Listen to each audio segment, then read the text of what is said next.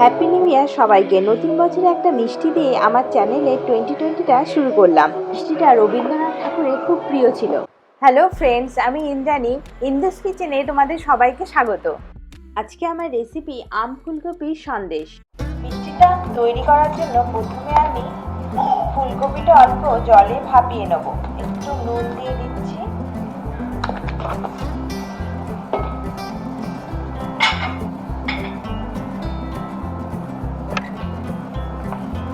আমরা ফুলকপিগুলো দিয়ে দিই।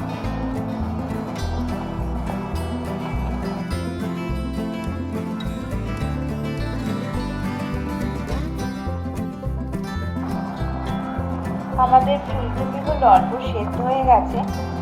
এবার আমরা ফুলকপিগুলোকে তুলে নেব।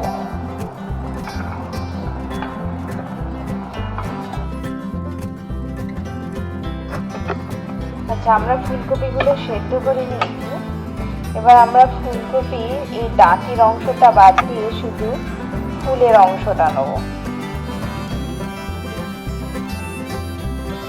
ডাঁটির অংশটা বাদ দিয়ে এই যে আমরা শুধু ফুলগুলো নেব। এমনি করে আমরা কেটে নেব।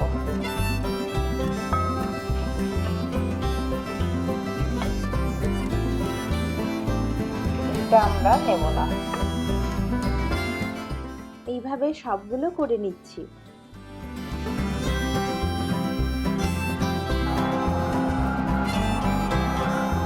এবার আমরা 2 টেবিল স্পুন ঘি দেবো।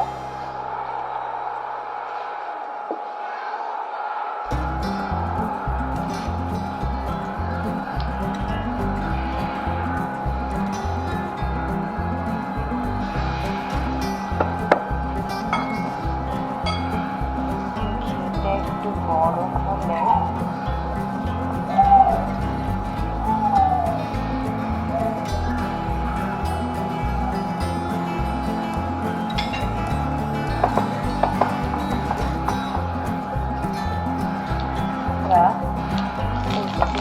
ছেড়ে দেবো।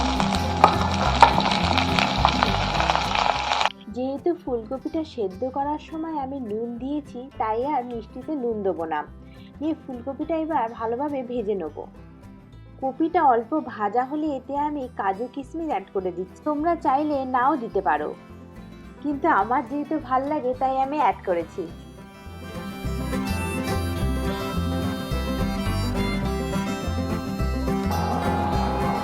এবার এটা হয়ে যাওয়ার পর আমরা এমনি একটা গ্লাস নেবো। এই গ্লাসের এই মুখটা দিয়ে আমরা একটু ম্যাশ করে দেবো।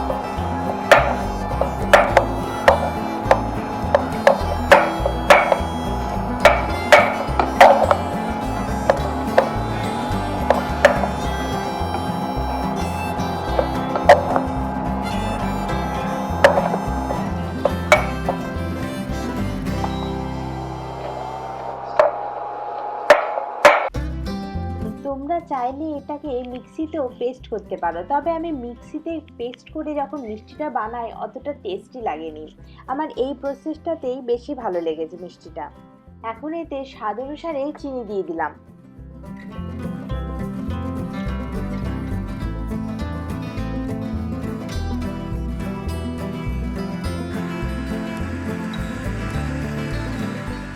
চিনিটা যখন ফুলকপির সাথে খুব ভালোভাবে মিশে যাবে তখন এতে আমি গুঁড়ো দুধ অ্যাড করে দেবো।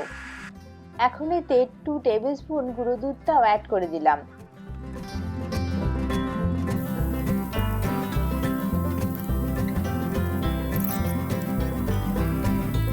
চার 5টা এলাচকে আমরা ভালোভাবে গুঁড়ো করে নেব। এবার আমরা এলাচগুলো দিয়ে এগুলো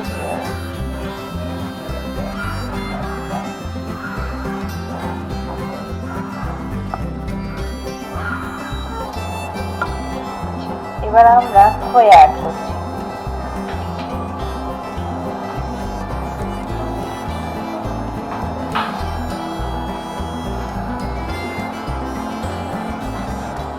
এইভাবে খুব ভালোভাবে নাড়তে হবে।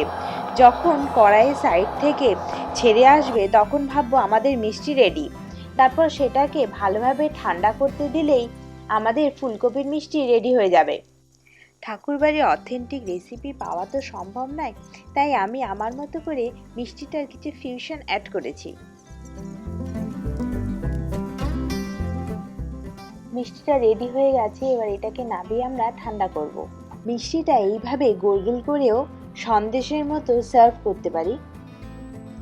আর আম ফুলকপি সন্দেশটা করার জন্য একটা আমসত্ত্ব নিয়ে প্রথমে ওপরে স্ট্রিপটা এমনি করে বার করে নেব। আমি একটা স্ট্রিপ বানাবো, তারপরে হাতের তালুতে রেখে